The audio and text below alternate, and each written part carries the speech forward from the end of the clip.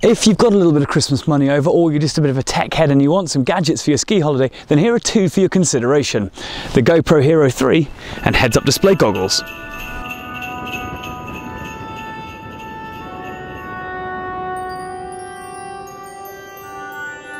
First up, I wanted to have a look at the GoPro Hero 3. Now, as the name suggests, this is the third generation of the hugely popular GoPro cameras. It's smaller and lighter than the original two models, but still does look pretty stupid when it's strapped onto the top of your head. Although it is still quite bulky, it is a hugely powerful camera.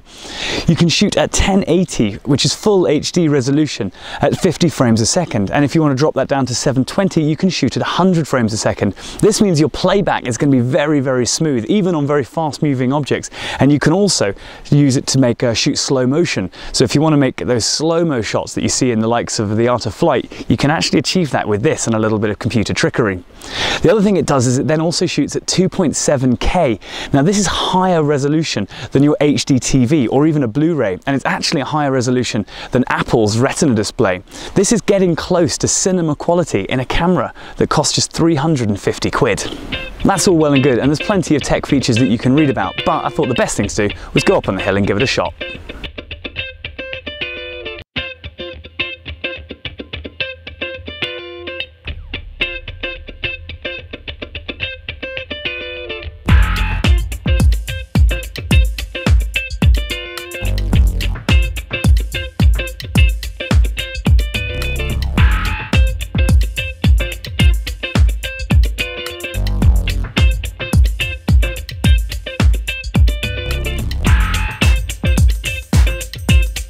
Ladies and gentlemen, I'd like to introduce you to the Gospel according to the Papa, Chapter 1, Song 1, verses 1 through 4.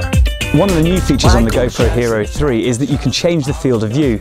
Before, you could only select widescreen, which gave the images a really blown out, bubbly feel, but now you can choose between wide, medium and narrow field of vision. There's also far more control with the new GoPro.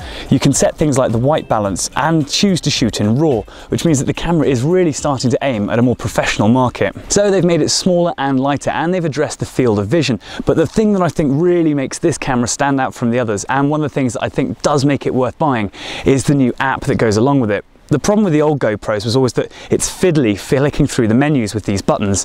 With a new one, you can download an app and control almost every aspect of the camera. But more importantly, you can also now use it to preview your shot, so you can set up your shot composition before you even press record. So, the GoPro Hero 3, they retail at about 350 quid, and they are a little bit tricky to get hold of, but for my money, this is a great little gadget and definitely something that I'm happy I've bought. Now, next up, heads-up display goggles. Now, I've always been fairly skeptical that this was a good idea. I mean, fair enough if you're Iron Man, but if you're skiing along down the slope, you're zigging, you're zagging, you look down at your speed, oh, I'm going that fast. You look at the run, oh, I'm on that run. Oh, my mum likes my goggles, my dad likes my goggles, everyone on Facebook likes my goggles, and you've crashed into a tree. So I've always thought that heads-up display on a pair of ski goggles seemed a little unnecessary, but far be it from me to make a decision without trying them out first. So I took a pair, I went up on the hill, and I had a wee play around.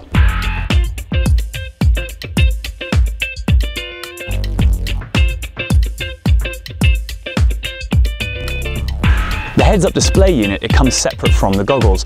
It's made by a company called Recon, and they retail at about £300. You can then choose which goggles you want to put it into, as long as they've been specially designed to cope with the Recon unit. Ladies and gentlemen, the goggles enable you to log all of the information recorded from a day's skiing, everything from speed and altitude to vertical descent, and you can then look back at this at the end of the day. You can connect the goggles to your iPhone and either listen to music or receive incoming calls. All the information that the goggles sends you, incoming phone calls, what track you're listening to, how fast you're going, your vertical descent, is displayed on a very small screen in the bottom right-hand side of the goggle. Now, for me, this was never really going to work, as I have very bad vision in my right eye. And I also found it quite distracting having to keep looking down. And in fact, when you're going quite fast, you tend not to look down. You're concentrating so much on skiing or snowboarding that you don't look down to the bottom right to find out all the information.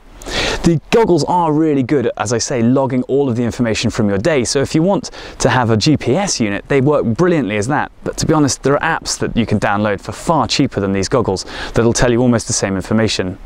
It is actually quite a lot of fun having the information displayed up in front of you, but probably not that useful, to be completely honest.